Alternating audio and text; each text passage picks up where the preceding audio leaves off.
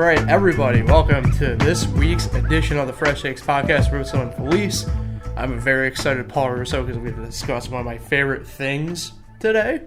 But of course, as always, across from me, looking extremely festive, extremely bright and vibrant, Nick Felice. Nick, how you doing today? Paul, thanks for having... Oh, my football's in the way. Come on, man. Paul, thanks for having me. It's always a pleasure, but you said Thanks for having you. You're a co-host of the show. You said this week's. It feels like we've been taking some weeks off. Well, I mean, the summer, there's not a lot going on. But we had some things, like I was on vacation, for instance. Yes, there's a reason I'm holding a football. Yes. Because it is the start of... Let me get this out of my way. It is the start of football season. That is true. That is true. And we're going to start with the little guys first. I wouldn't say they're little. I mean, some of them are getting paid just like the big guys. Yes, they are. Behind closed Laugh, doors. Nick. Laugh. Ah. It's a joke. We're trying to break There's my the laugh ice. for you. It's all right. The NCAA is a bunch of communists anyway. What happened there? Anyway. So what are we talking about today? Yeah, so it's going to be predominantly the college football preview show. However, in the past week of sporting news locally, we have the Sportsbook at the Lago that opened up. It's August 27th? Yeah. Damn. Yeah, summer flew by. What happened in June? It was dark and dreary. Anyway, so we're going for, actually first we're going to discuss the Lago Sportsbook, where we'll give our opinions on it. And then from there we're going to jump right into the college football preview. We're going to more or less talk some teams to watch this year, locally, nationally. Hopefully it's a little bit different for everyone. You know, we're probably going to bring to light a team that you aren't expecting that we're going to bring to light, I feel like. But who is that? Locally, it's a local team, so I'll leave it at that. Well, local team.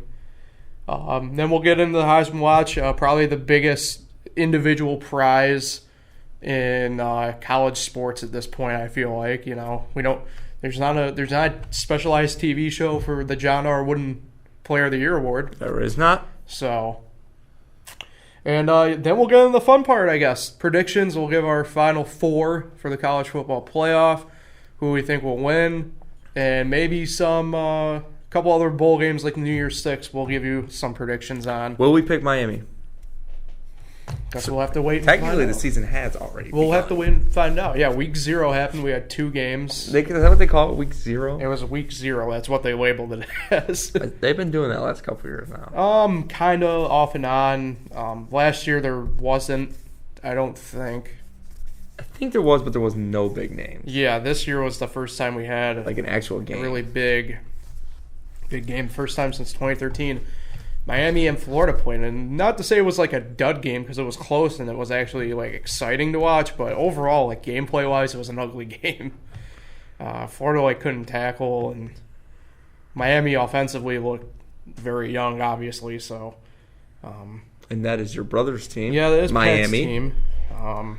But if there's any consolation to that, if you're a Miami fan, you know, Jaron Williams looked pretty good, all things considered, I thought. Your running back, Dallas, is about as beast mode as you can get, it appeared to be. And if you're a Florida fan, you know, you got to look, I think, pretty happily upon the way the defense stepped up in the second half, though. So, you know, it was a fun-ish first game or so. I didn't see any of the Arizona-Hawaii game. Hawaii won, though, so... Pac-12's already getting weird. Not to be unexpected, I guess, but... Yeah. The Conference of Champions. But before we go any further in the college realm, let's get into the Lago Sportsbook. Oh, we're going to do that first? Yeah, we're going to do that first. I feel like this will be easier, and then we can just go through college football. Sounds good. So, the Sportbook opened at Del Lago last Friday at noon. Donovan McNabb was one of the dignitaries there. He placed the first bet. And I can only assume at that point he got on his jet and flew back to L.A. or wherever the hell he's at now. Either way, you know, it's pretty cool having it right down the road. This is something that, at least for you, Nick, you've done in Vegas before. for me, I did it once before in Dover, Delaware, because at the time Delaware only allowed just football sports betting. I had done it somewhat before. You've done it more, I guess, on an overall side of it than I have. And you have one more. I have one more. It's been a pretty good endeavor at the moment, but so explain sports betting. Yeah, so sports betting, a couple different ways I guess you can go about it. You could bet, say, to strictly one game and one team, either on the money line or on the spread. You could do parlays. Parlays are pretty much what me and Nick, what we do and our friends do. Tend to kind of make a little bit more bang for your buck, I'd say. And a parlay is? Parlay is anything more than one bet. And then there's something called, I think it's called like a tier or something like that. I forget what it's technically called. I've never done one of those before. I don't really understand it. But it's really cool and interesting out at the Lago right now. I really love the setup, I think, at least, television-wise, betting-wise as well. Those kiosks that they have, the machines are really awesome because you're allowed the ability to explore a little bit. It explains it real well for you. Yeah. They also have man tellers, so, you have that, obviously. So I like that. You get more games. I feel like you're watching different stuff going. It's not just baseball up on the screen at one time. They got some baseball going on. Football will definitely take it over. Football, obviously, will take over. They had some racing on Saturday night when we were out there. So, can you do NASCAR in a parlay? Yes, you can. I did IndyCar in a parlay this past weekend. Now, how's that? Like, just pick the winner? Yeah, I picked the winner.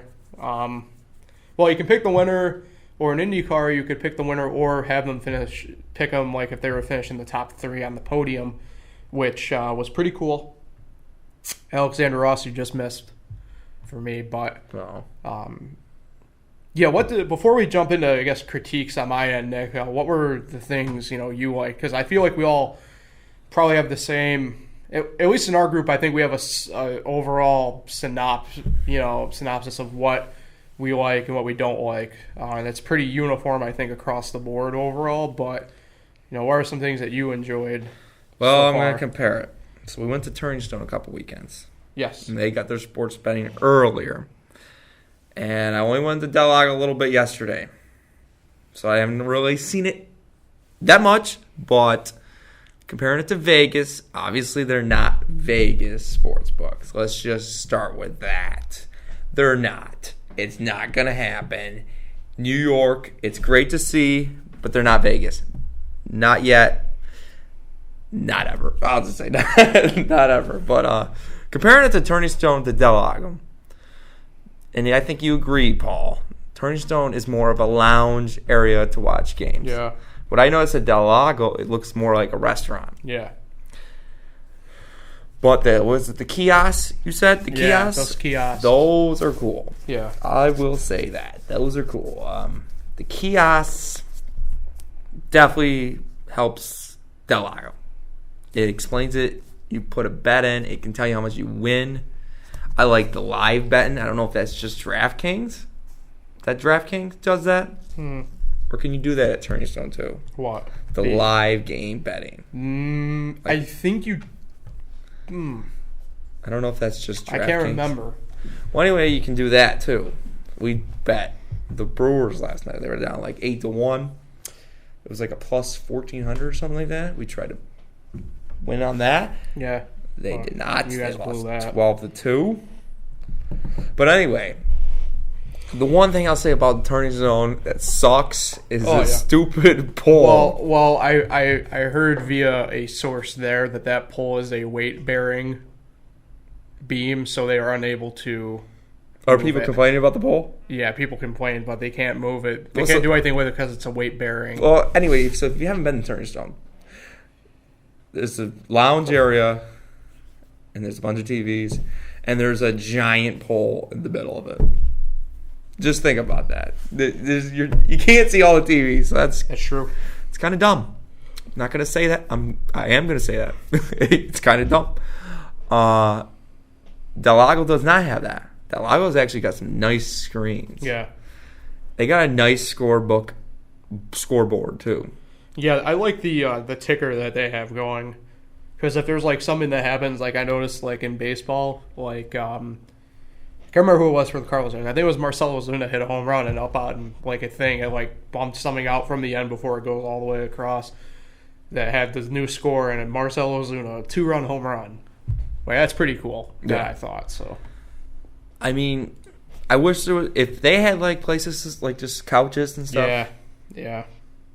It would be pretty awesome. I'm with you. If we could combine the lounge area of Turning Stone with the screens and like you just the put kiosks. You put that lounge area in Del Lago, you can't beat that. Yeah, I just feel like you're getting pressured into buying something like when you just like kind of want to like kick back with the boys and watch the game. Now they're both pretty small sports books, but these are theory, casinos that were built without sports books, so they just had to find a place to put this. Yeah. Well, Lagos is definitely way bigger than Turning Stones. Yes. I think at the moment it's the biggest in the state, but I think another casino is going to pass it from what I've read. Really? Yeah. But I could be wrong. I'm probably going to head out there, on Friday. Yes. Might put a couple bets in. Fun fact, I have never won a parlay. Yikes. I'm like 0-11. Yikes. Actually, one of my most recent parlays that I've done, I did one where the Orioles had to beat the Astros. And the Astros won that game like 20-1. Last night, I had the A's Royals game. I thought there would be less than 8.5 runs. And there was like 8.5 runs in the third inning alone. I thought there'd be 8.5 runs combined by both teams. Little did I know the A's would score 19 runs yesterday. Yeah. That was rough. Because I bet the Royals before the game to win. And the Pirates lost. Yeah. Did you win anything in that parlay? It was a rough day. The Yankees and the Reds. So I had 6 bets last night. 1 for 6. It's a rough night. But I will continue to fight. I will continue to get back out there. But I like Del Lago. I actually like it. I will say I like it. But I wish they had a lounge area. Maybe they got good food. Is it technically the Vine? It's the old Vine. They switched up some food. What's wrong, camera? I went to you. I didn't think you were going to be posing a question. That's because I was writing something down quick. But all right. It's the old Vine, but it's a more expansive food. Definitely new stuff on there. I saw the menu online. I saw some stuff I'm really eager to try at some point. You say it's the old Vine? It's the old Vine. They got some stuff from the old Vine that they brought over, like voodoo shrimp. But what caught your eye? They have a very expansive mac and cheese menu that I'm very eager to try because there's a lobster mac and cheese, and I love lobster and I love mac and cheese. You're a big mac and cheese guy, aren't you? I'm a big mac and cheese. And you put ketchup on it? No. There's a lot of people I'm not some animal. I do it 50-50. We need to put you in jail. Half the time they do it. Anyway. Depends what kind of mac and cheese. Yeah. I think the Easy Mac, pretty disgusting if ketchup starts splurting on that. But like good, crispy, cheddary mac and cheese. Give me some Heinz. Not Hunt's. Heinz. Put it on there. We need to have a cooking episode. Like, excuse me? Like we get a grill in here. We get a stove. We just cook out. We'll get Pat on. We'll get a professional chef. That would be a guess. Pat, he gets boring after a while getting Pat on here all the time. Yeah. We'll get a professional. Pat will be back with us next week. And Matt as well. I hope he's not watching, but I also hope he is.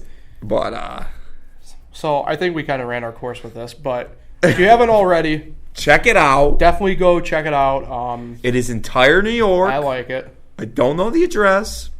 It's something 414. Exit 41 on the thruway. Just stop It's right there. there. It's right there. You should see it. You can see it from the iron Can't miss skillet. it. What? You can see it from the iron skillet. Yes. Okay, so Now on to the real now stuff. on to our college football That preview. was the appetizer. Yes. So we have 5 teams that we're going to showcase here. Call it our favorite team, a combo of our favorite teams, main players, and local flair. We have 5 teams we're going to preview for you guys outright here. So Nick, pick a number 1 through 5. 4. 4. So we're going to do the local flair team first. Am I going to have to pick all of them? Yes. So we will find out what the other choices were. So the first team that we are previewing are the University of Buffalo Bulls. Is this the one you were talking about earlier? Yes, this was the local team that I was talking about earlier because many people in the area have gone to UB. So even though they may not outright be a fan of them, they still have some sort of rooting interest in them. They are a team that last year I kept an eye on because the MAC is always a fun mid-major conference to watch. Buffalo, it's been a little bit since they've been as good as they were last year. They produced some players last year of NFL talent and caliber. They had, like I said, it was a really great year for them. Ended up 10-4, 7-1 in the MAC. This year, if you base yourself on the Athlon projections, they're looking at 6-6, 5-3 in the MAC. That would put them, based on their projections, second in the East for the MAC. Definitely gets them in a bowl game, obviously, at 6-6. This is a team that definitely lost some really good talent like Tyree Jackson to the NFL. Obviously, he was a senior last year anyway. Not much you can do in that regard, but it's a lot like, say, Syracuse losing Dungy to a degree. Clemson losing, Sean Watson a few years ago. Nothing you can do in their seniors, obviously, but it's still a pretty big talent void that you got to fill. Same token, the MAC kind of lends itself to almost being this, I wouldn't say cyclical, but, every 3-4 years you kind of get the teams back that were at the top before. That appears to be kind of the case this year. So what bowl Buffalo. game were they in last year? Last year, they made the Dollar General Bowl.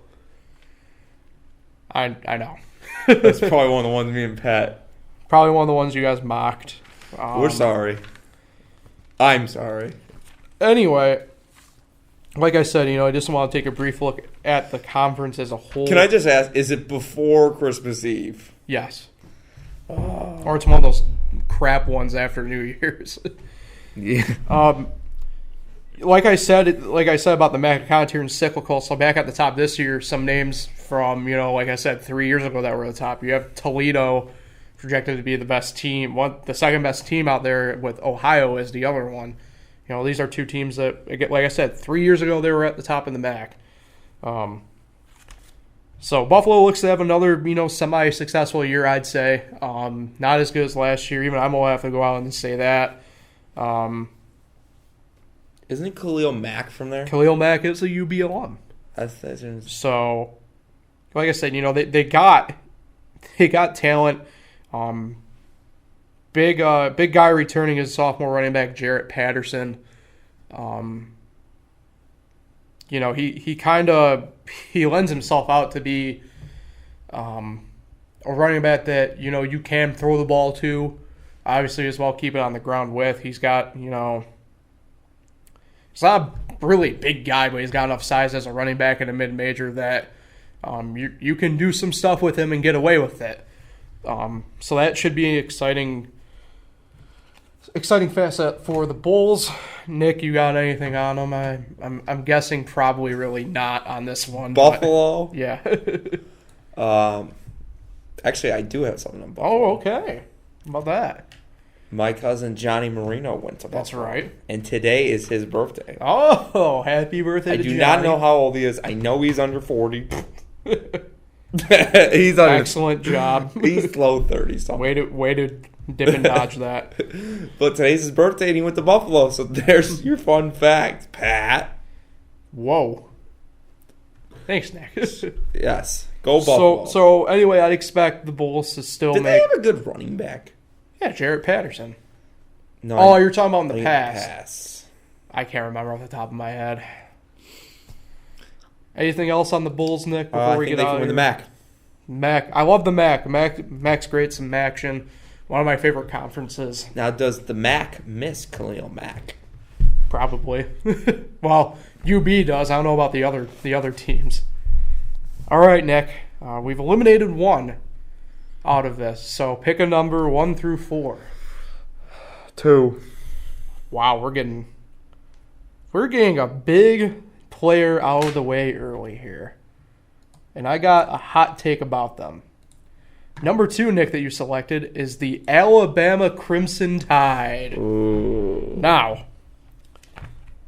it's understandable that even though they didn't finish number 1 last year, that people have put them at number 1 for this year.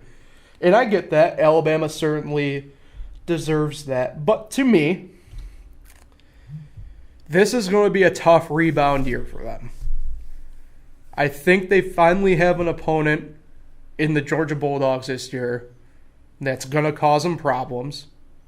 And in my mind, potentially, I'll reveal it later on for sure, may knock them out of the college football playoff before even getting there. Now, same token, Nick Saban, as much as it pains me to say this, is arguably probably the best college football coach me and you, Nick, as well as probably most of the people our age will ever see.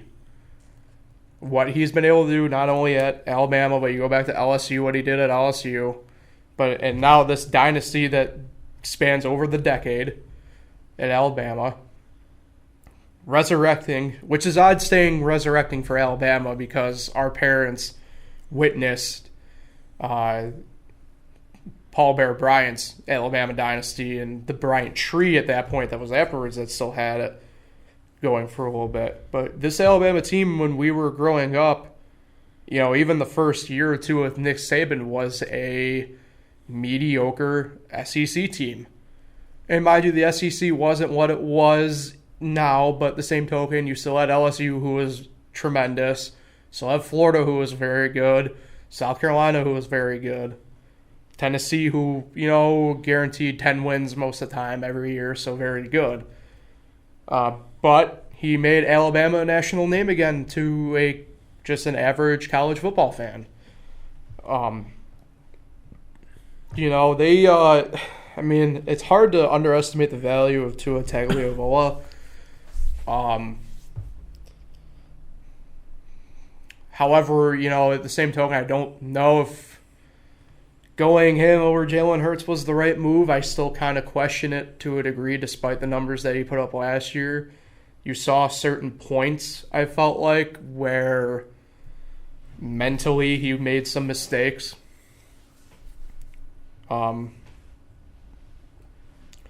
Physically, he had to gain a little bit as well. I think, he made that from freshman to sophomore, he made some. I think this year we'll probably see some, you hope if you're a Bama fan, there are some around here because it's kind of like the Dallas Cowboys, if you will, to a degree. You hope if you're an Alabama fan that this year is just like any other rebound year. I think that's their best case scenario because, like I said, in my mind, this is probably the first time in a number of years that they actually have an opponent in the SEC that can knock them off in Georgia. So I worry, if I'm an Alabama fan, I worry a little bit to a degree, definitely. At the same time, you can carry yourself in the same way.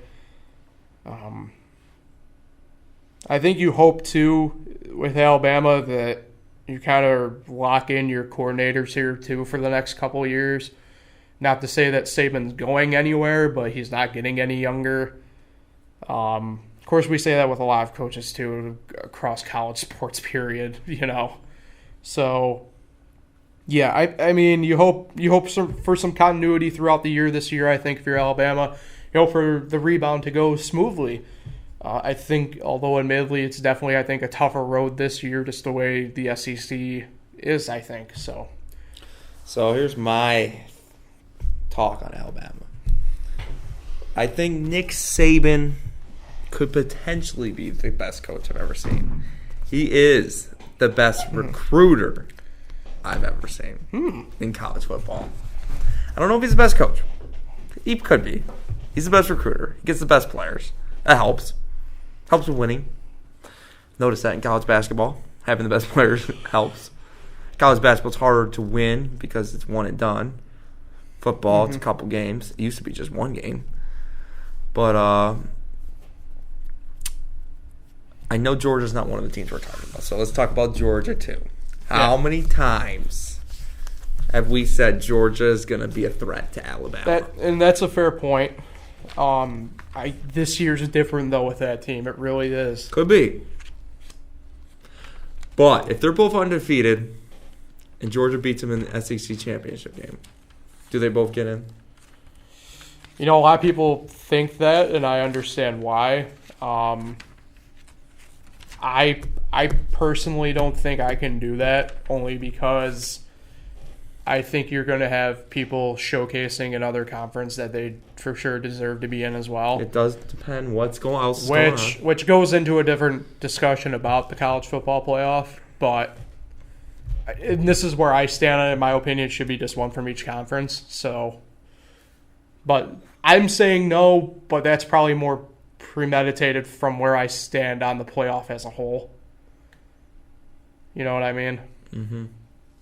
I don't know. It's interesting. It's interesting because Notre Dame, I don't want to jump ahead here. They play Georgia. Mm-hmm. Say Notre Dame beats Georgia. Then they lose to maybe, I don't know. And I believe that's the game a lot of people are pointing to being potentially Georgia's lone overall loss going through the regular season. Maybe Notre Dame loses to Michigan. They have one loss. Georgia beats Alabama in the championship game. That's their one loss. Georgia's one loss is Notre Dame. That's three good teams with one loss. That's not even counting anyone else. So, it's going to be tough. I think Alabama and Georgia has to win the SEC to get in. Mm-hmm. The loser is on the bubble. Like it seems like it every year. Is Alabama ever going to be 10-2? Yeah, it's a fair point. They've made like almost all the playoffs since it's been a thing. Yeah. That man Clemson. And I'm not a big Alabama fan, clearly. As a Notre Dame fan, not a big fan of Alabama. But I think Alabama will have a good year. They will. The SEC, their division's kind of... LSU, what happened? Yeah, the West is an interesting place this year because I think it's, like I said, I think the West is Alabama's to lose, if you know what I mean. Which isn't, I don't think, a knock on the other teams, but you say LSU, I think LSU's taken some really good steps in the right direction under Ed Orgeron, but I think they're a year away from challenging. Auburn. This is kind of a put up or shut up year for Gus Malzahn in a way at Auburn. We'll see what he can do. I don't think they have the talent to keep up with Alabama. I don't think they have the talent to keep up with LSU either. The West has always been the better division. Yeah, which is weird. I think there's more talent this time around though in the East, at least across the board. In the West, I think it kind of pulls up definitely towards the top more than the bottom. A&M's poised for, I think, a good year, probably a 9-3-ish year. And A&M plays early against Clemson this year. They play week 2. Really? So that'll be interesting. That'll be an interesting matchup, I think, to see where the conferences are at that point. Because everyone says, ACC is weaker, blah, blah, blah. But, the ACC is starting to nip on the heels of the SEC talent-wise. And I agree with you. So, I understand why people think. I definitely think the SEC is probably still the better conference talent-wise, but the ACC is right at the door, I think.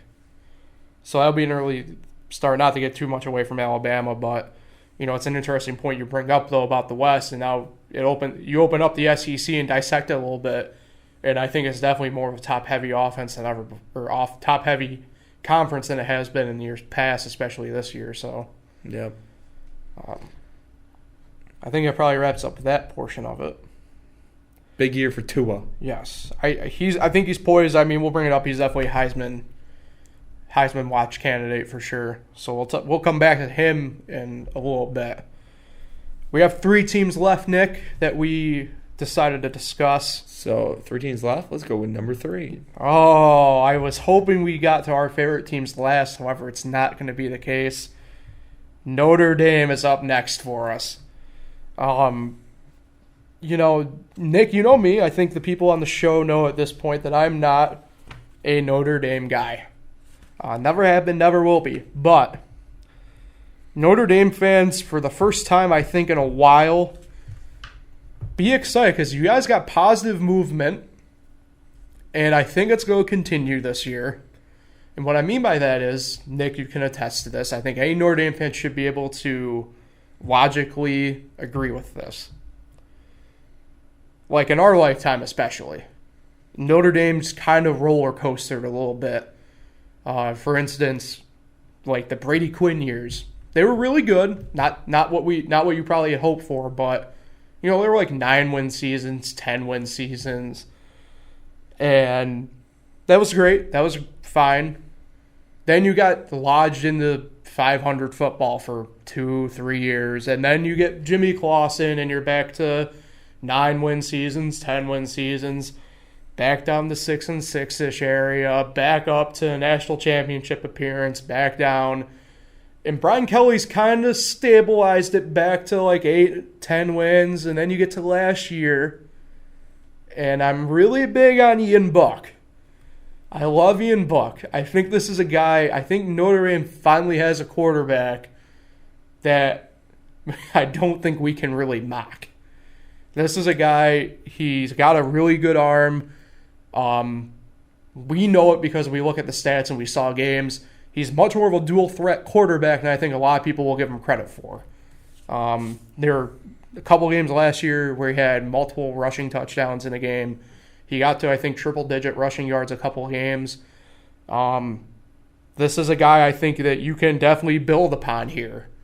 I think Notre Dame, you keep the momentum forward. You come into the season ranked top 10 and 9th, which is really, in my mind, good considering, I guess, for other preseasons and getting let down. I think this year you'll probably stay in the top 10 for the most part, unless you lose early, which Georgia's early. I guess technically Georgia would be that, but that's week 1. That would be technically week 4 at that point. So, at that point you might not even fall in the top 10, depending upon what happens. Yeah. Notre Dame's got some challenge. This year they got some, I think, bigger challenges. At least, you'll like this reference, Nick, because it's being said on Big Brother a lot recently. I think this year you have more white whale games than the past couple of years, at least in terms of talent wise, brand wise. Like you brought up, you got Georgia for your third game of the year, week 4. Next week, I don't think this team is exceptionally great, but you're home against what will probably be a tough Virginia team to play, at least on paper. I'm not hyping on the Virginia train like a lot of people are, at least ACC wise. And then a couple weeks after that, you're home against USC. Interesting year for USC. They're at Crossroad, but whatever. Then your next game after that, you have a bye week, and then you go to Michigan. And that is your white whale. That's probably the bigger white whale game, at least if you're a Notre Dame fan, than Georgia is. And the Georgia one's at Georgia, right? Yeah, the Georgia one's at Georgia. So theoretically, your two biggest games of the year are both on the road. Unfortunately, I think they lose one of them, but that's only because of the way football is. Part of me, in all honesty, I don't see many undefeated teams this year. But that's just overall across football. I'm not trying to bash Notre Dame like I usually do. I feel like Georgia will probably get them.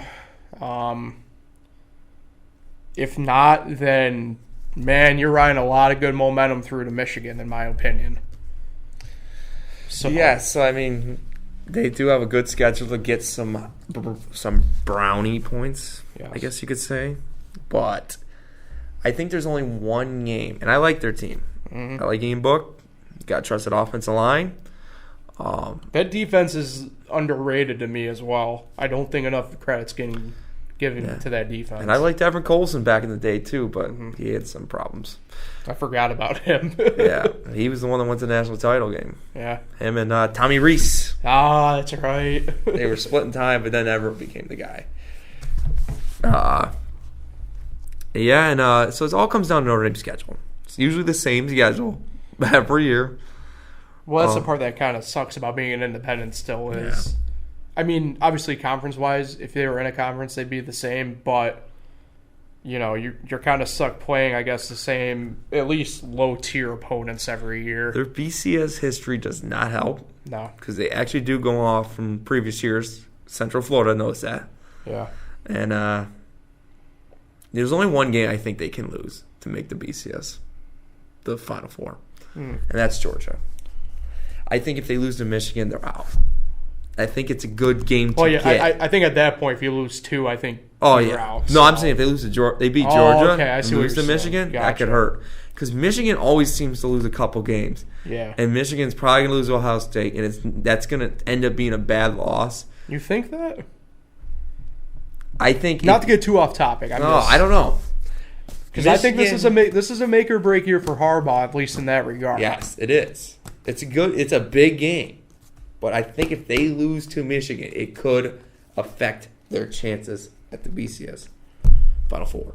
Even with the Georgia win. Because I think what could happen, I know I was saying other stuff earlier. Mm-hmm. I think they could beat Georgia. I think that is the game they're going to lose.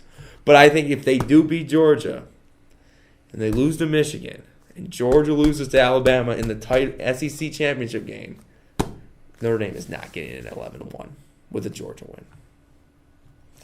win. Because Alabama would beat them.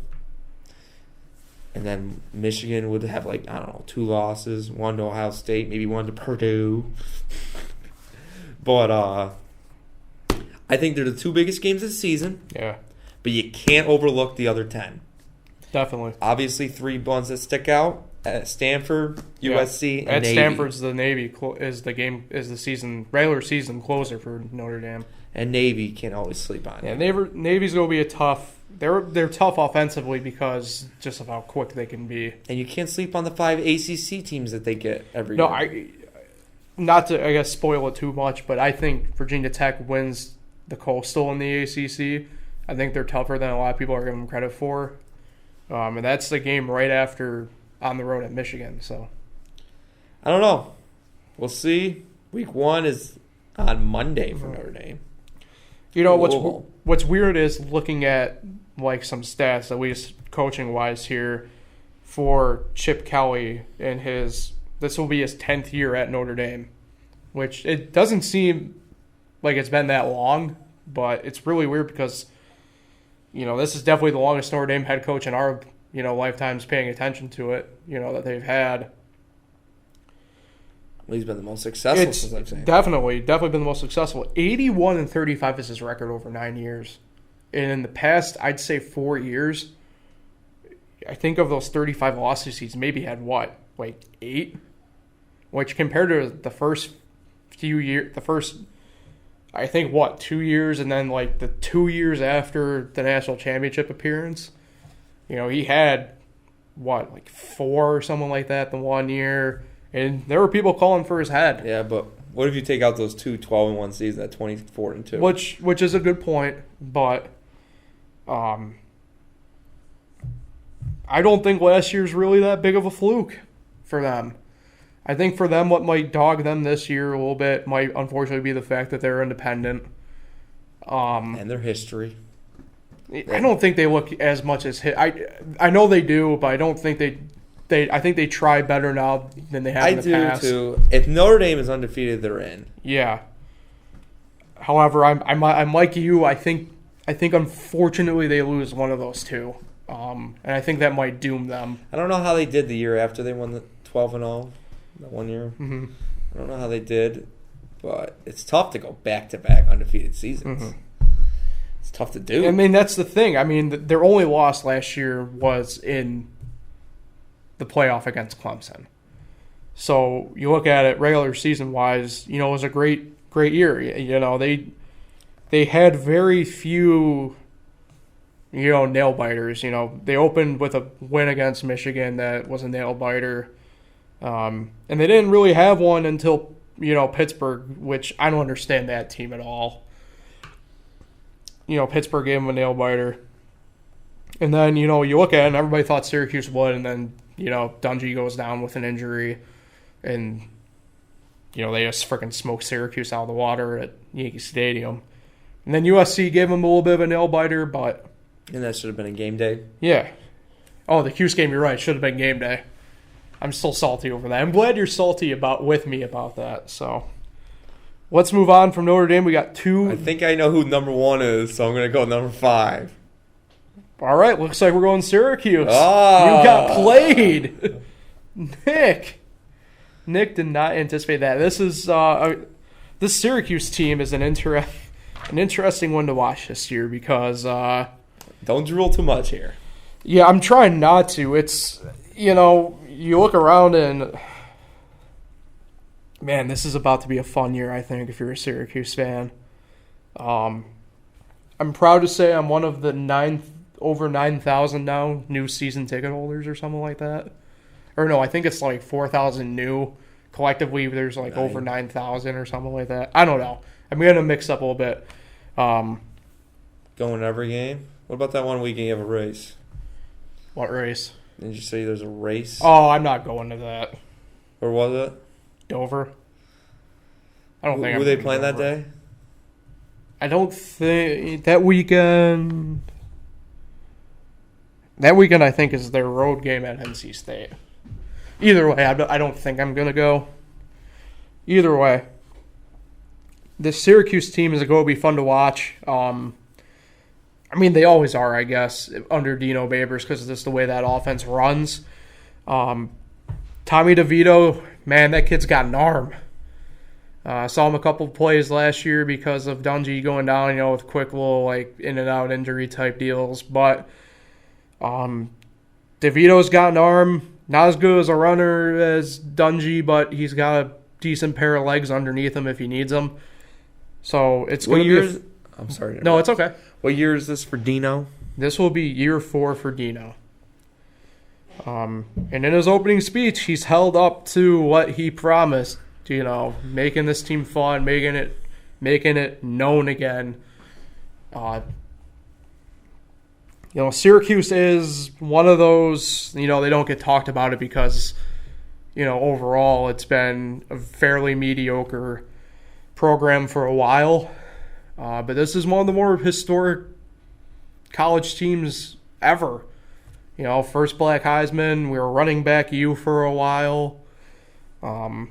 Jim Brown. You get to coach Mac, and then you go to the late '90s, and now hopefully this can last where we're now all of a sudden special teams. Paulus. Let's not go there in that time.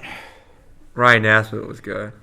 Definitely Syracuse's biggest game this year, at least on paper, is definitely that Clemson game week 3 at the Dome, prime time. Not all signs, but enough are pointing to game day being in Syracuse that week, which would be really awesome, really cool. They're getting game day? It's possible. Who are they playing? Clemson? Yeah, that's the Clemson game.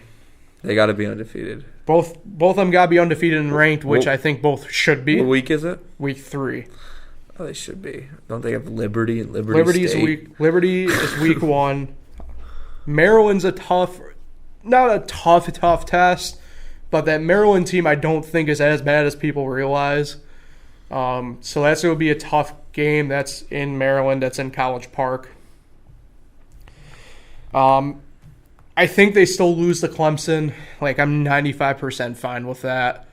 But that 5%, and it's allowed 5%, is if they get by Clemson, this will be a wild team to watch climb up the ranks. Because... But they finished last year?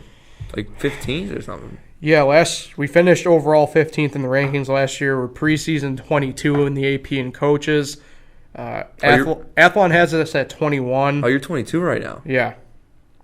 Last year, we finished 9-3 regular season, 10-3 overall.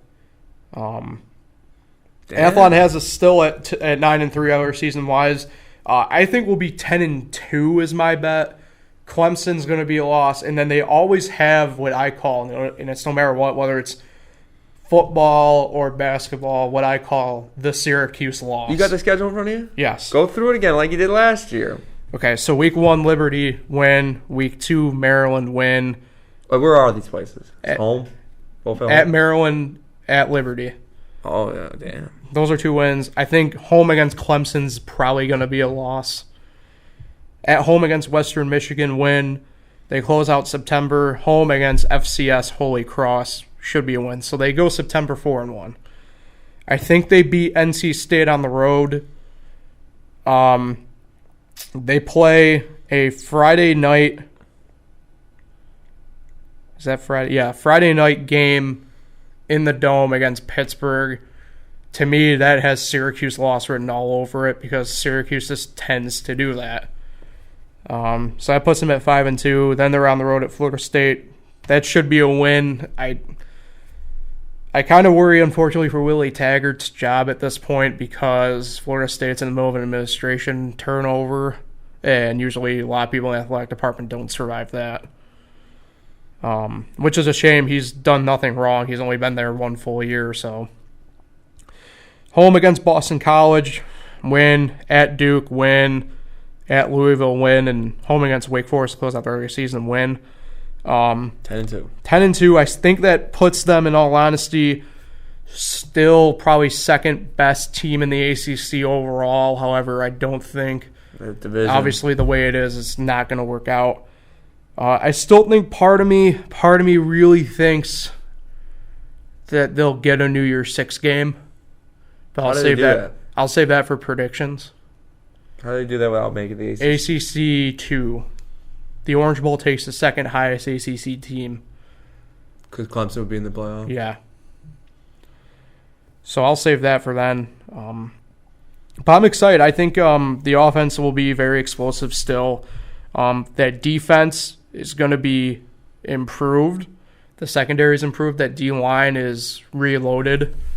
The linebacking core is what scares me. That linebacking core is weak. Now, you excited or nervous if they do pull off that win over Clemson and start like 3-0? Both. Like, will they be? If I'm being honest, it's both. Will there be a hangover game, or will they really be special? Yeah, I think they'll be special, but remember they did beat them.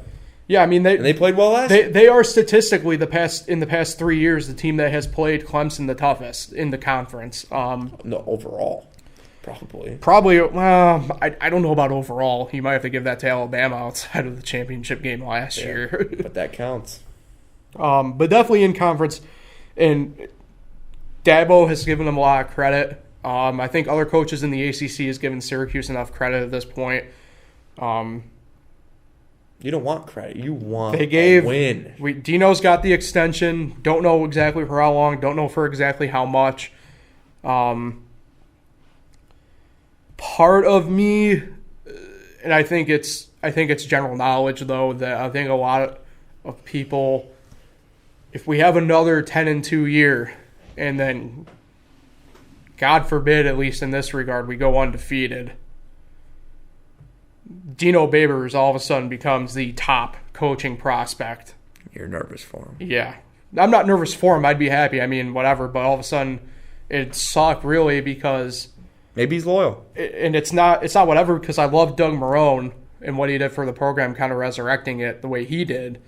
But he ended up just using it as stepping stone. And, man, for the program that Syracuse has, it really sucked to just be another stepping stone. Doug Marrone needs some credit. Yeah. That man put Syracuse, the Bills, and the Jaguars on the map. He's a good coach. Yeah. Get some credit, man. Give Doug Marrone some credit. Yeah. Anything on Syracuse before we move on to Clemson? Good luck. Thank you. A loss at Liberty could definitely ruin the entire season. This guy. But we'll see. I will pick number 1 now. And I think I know who it is. Yeah, Clemson is our final team that we're going to highlight here. All signs point to another storybook here, I think, in my opinion, for him. Trevor Lawrence is... the real deal. He's real deal. He's sunshine from Remember the Titans. He's bulked up physically over the offseason. Takes intramurals a little too serious. Yeah. But that is what it is. What Dabo's done to Clemson to make them the national powerhouse that they've become is nothing short of spectacular. This was at one point a floundering team in the ACC and has now become Powerhouse. The national name. So, like I said, I don't see, outside of, like I said, that 5% chance at Syracuse, in my opinion. I think overall, anything really stopping them. I think Syracuse is really going to be the only speed bump in conference. Big game against Texas A&M. They're home for that second week of the season. But, like I said, I think they get by them fairly easily. Nick, anything on Clemson? Yes, Paul. They are very good. Yeah, Clemson is good. Trevor Lawrence is definitely going to be a big thing. Not this season, but next NFL season. Who will come in last, and who needs a quarterback? Tank for Tua or Trevor? Yeah, tank for Trevor, because this man's good. This guy's already got the tools, and he had it as a freshman and won a national title. I think he got lucky in the semis. I'll just say that. And they're good. They're really good, and I don't think they're going to lose a game. I think they're going to win the national title over Alabama. But if Syracuse beats them, they're not in. I know the one year they made it with the Syracuse loss. This year, they're not in because Syracuse is in. I think Syracuse gets in if they beat them and go undefeated. That's all they got to do, Syracuse. That's all you got to do. You think there's any chance Clemson can lose? I know you always say Syracuse is the team that could beat them. Is there any other team that could give them a game? I mean, I think, to me, A&M's the only other team I think could. That's only because I think talent-wise they match up the best. Your division's weak, isn't it? Yeah. It's really not to be whatever. It's really us two at the top. Do they play Miami? No. Notre Dame's got to be coming up against them soon here. I think Clemson. It's a lot of pressure on Clemson because they have to go. They have to go 11-1. They go 10-2. They're on the bubble. I don't care what they've done. 10-2. They're on the bubble. But it's going to be tough for two losses there. And 2 losses in the ACC. I know people are picking on the ACC. 2 losses in the ACC. Not going to look good. No. Not going to look good at all. So good luck to Clemson. Defend the title. And we'll see where it goes. Trevor Lawrence is good. Yeah. It's good, man. Heisman favorite. Yeah, so speaking of Heisman, that transitions well into our second to last topic, as I call it. It's probably Tua, Trevor, and then who else? The field for the Heisman. It's interesting class. I think everybody's talking about those two, and justifiably so. But it's a big but. You got Justin Herbert, who came back, quarterback for Oregon, who can definitely make a case for Heisman. You got Trevor Lawrence's teammate, Travis Etienne, running back, who can definitely make some noise. Not to say he was the single person who beat Syracuse last year, but he was pretty much the difference maker. And he ended up being that case down the stretch for Clemson. Other than that, Jake Fromm, obviously, for Georgia. Jonathan Taylor, running back for Wisconsin. I think you got. Continue. Yes, Nick. Yes. You can continue. I just have to say 2 words. Book it. I agree with you. I definitely agree with you. I like Ian Book. I think he could be a solid dark horse. Jake Fields, Shea Patterson. I think Jalen Hurts, you got to give some credit towards here. So it all depends on I think those are the guys I think you have to keep an eye on for Heisman this year. Yeah. Any other thoughts for that? I think Trevor's the favorite. But I want to see Ian Book have a great year. Same. I'm going to take. I think Lawrence. I'm going to take as the favorite in that as well. So that's where I'm going towards with it. Unless he gets hurt. Finally, college football playoff and predictions and a couple major bowls. Do you think Syracuse makes a major bowl? Yes. That's second. We make the Orange Bowl, and we play. Isn't that fitting? We get into the Orange Bowl, and I predict that we play the Notre Dame Fighting Irish in the Orange Bowl. Really? Yep. That would be fun. That's my bet. College football playoff predictions. Playing in the Chick-Fil-A Peach Bowl. Number 1, Clemson against number 4, Michigan, with Clemson moving on. At the 1 versus 4? In the Fiesta Bowl, the 2 versus 3. Number 2 seed Georgia plays number 3 Oklahoma. Number 3 Oklahoma beats Georgia. National championship game. Excuse me. Clemson against Oklahoma. Clemson wins. I would love to see Notre Dame Syracuse. Mm-hmm. But I'm going to surprise you here. I think the Notre Dame Fighting Irish will be the number 1 seed. Wow. I think that they got a chance of going undefeated. I think Clemson's going to lose a ball game. Clemson's going to lose one. I don't know who. They're going to lose one, and they're going to win the ACC and get in as the 2 seed. The 3 seed is going to be Alabama. They're going to win the SEC, but they're going to lose to Auburn in the Iron Bowl. But they'll beat Georgia. Georgia will lose to Notre Dame and Alabama, knocks them out. The 4th seeded team will be the Oregon Ducks. Will win the Pac-12. 1 loss gets them in. Notre Dame will play Oregon in the semis, and Alabama will play Clemson in the other semis. Michigan does beat Ohio State at the end of the regular season, though. But they're not in. Michigan does lose like Purdue or something. Mm-hmm. Something bad. They'll lose bad. But anyway, Notre Dame beats Oregon. Alabama beats Clemson. Notre Dame will lose to Alabama 50-14 because this is Notre Dame and this is January football.